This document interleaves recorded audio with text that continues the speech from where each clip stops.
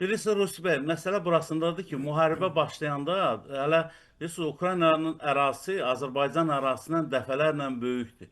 Amma Rusiyanın ərazisi Ukraynanın ərazisindən bir neçə dəfə həm əhali sayına görə, həm ərazi baxımından dünyanın ən böyük belə deyək də məskənidir belə götürəndə.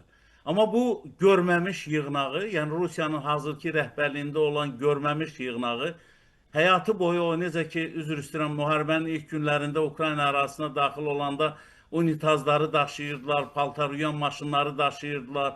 Üzr istəyirəm, kofemolkalardı, nə bilim sonra çay dəmləyən, nə bilim elektrik çayniklarını görəndə onlar sanki belə deyək də dünyanın ən böyük xoşbəxt insanları idi.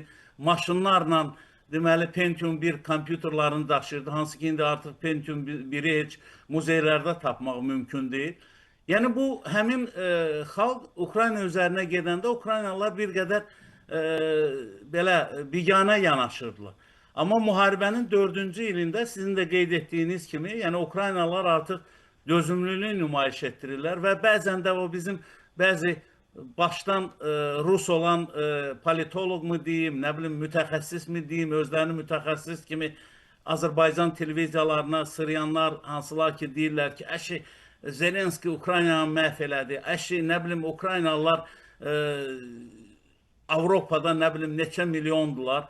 40 neçə milyondan 10 milyonu Avropanın küçələrindədir. Hətta bəzən də başlayırlar o Rusların belə deyək də özlərinin əxlaqına xas olan məsələləri Ukraynalıların ayağına yazmağa.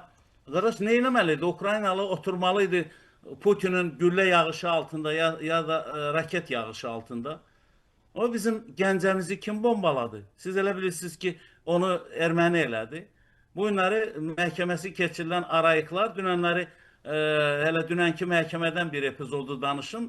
Erməni generalı Levon Mnaçakanyan nə deyirdi? Deyirdi, mən əməliyyatlarla bağlı birbaşa məlumatı İrəvana verirdim. İrəvan da oradan Rusiyanın bazasına, Rusiyanın bazası da Rusiya Müdafiə Nazirliyinə o məlumatları ötürürdü.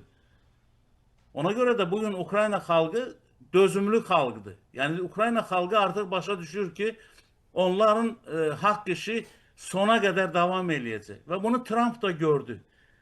Bir prezident əgər öz xalqına arxalanmasa, mən Zelenskini nəzərdə tuturum.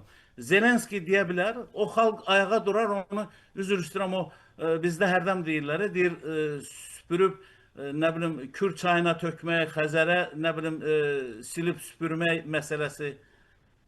Ukrayna xalqı indi çoxdan Zelenskini devirmişdi. Və dəfələrlə cəhd eləyirdilər ki, Zelenskinin həyatına sui-qəsd eləsinlər. Amma Zelenski çox rahat şəkildə Kiyevi də tərk eləyir, Amerikaya da gedir, Türkiyəyə də gedir. Hətta o qorxaq var, heç Moskvadan çıxmağa qorxur.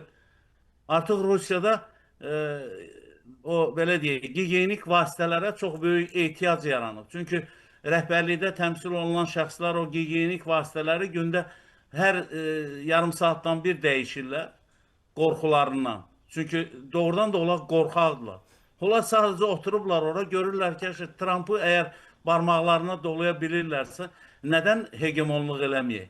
Dünənə qədər bununla telefon danışığına heç kim gəlmirdi. İndi Trump bununla dördüncü dəfə danışıb, bu biraz belə deyir də kişiləşib, deyir ki, bir telefonu götürün, bir o dördüncü nədir o